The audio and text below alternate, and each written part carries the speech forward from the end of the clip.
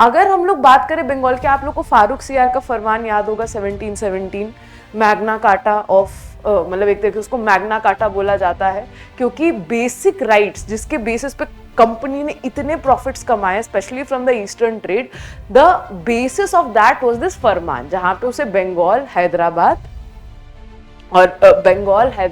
और सूरत, हाँ बंगाल, हैदराबाद और सूरत में फ्री ट्रेडिंग राइट्स या दस्तक इशू करने का, मतलब कंपनी को फ्री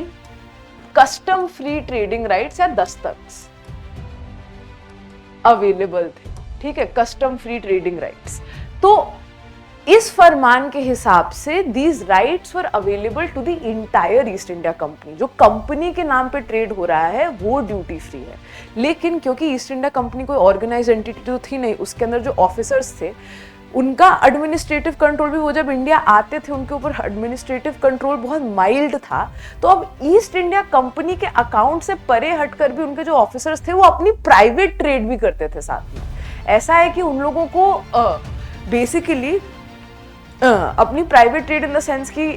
अगर वो समझ लो कि वही वाली बात होती है, आप अभी भी आप देखते हो कि जब जैसे कि अगर कोई इंसान कंपनी के लिए कुछ काम कर रहा है तो वो तो कंपनी अकाउंट में रिफ्लेक्ट होगा, लेकिन अब उसको पता है कंपनी उनको कुछ देख नहीं, मतलब कंपनी देख नहीं रही। आज के भी गवर्नमेंट ऑफिशियल कैसे ऑपरेट करते हैं, अगर वो नॉर्मली चीज़ें कलेक्ट करते हैं तो उनको लगता है कि ये जाएगा तो सरकार के पास। या ट्रैफिक पुलिस क्या करता है, वो क्यों आपको चालान बनाने के बजाय आपको 500-500 रुपए लेके छोड़ देता है, क्यों? क्योंकि अल्टीमेटली उसको अपने प्रॉफिट्स पॉकेट करने हैं। जो इंडिविजुअल प्राइवेट ट्रेडर्स है इस टाइम पे, जब उन्होंने अपॉर्चुनिटी देखी कि इंडिया में कोई देखने वाला नहीं है, तो उन्होंने अपनी ट्रेडिंग एक्टिविटीज के लिए इन दस्तक को मिसयूज करना शुरू कर दिया। तो बंगाल में अभी तक जो आपने सिचुएशन देखी थी, क्या था कि अली वर्दी खान के टाइम तक ही ये एक्टिविटी बहुत तंग कर रही थी वहां के लोगों को, क्योंकि एक तरफ तो आप ही सोचो, अगर इतने सारे लोग ड्यूटी फ्री ट्रेड एक्सेस करने लग जाएंगे तो स्टेट का इनकम तो अफेक्ट होगा ना, उसको तो टैक्स आता है ट्रेड से। तो अब अगर उसने दिया कि एक सर्टेन पोर्शन ऑफ, कि चलो ठीक है, अगर यहाँ पे हमारे गुड्स बिकेंगे, यहाँ पे ट्रेड बढ़ेगा तो हमारा ही फायदा होगा, लेकिन फिर कंपनी ने और कंपनी ऑफिसर्स उसको मिसयूज करना शुरू कर दिया,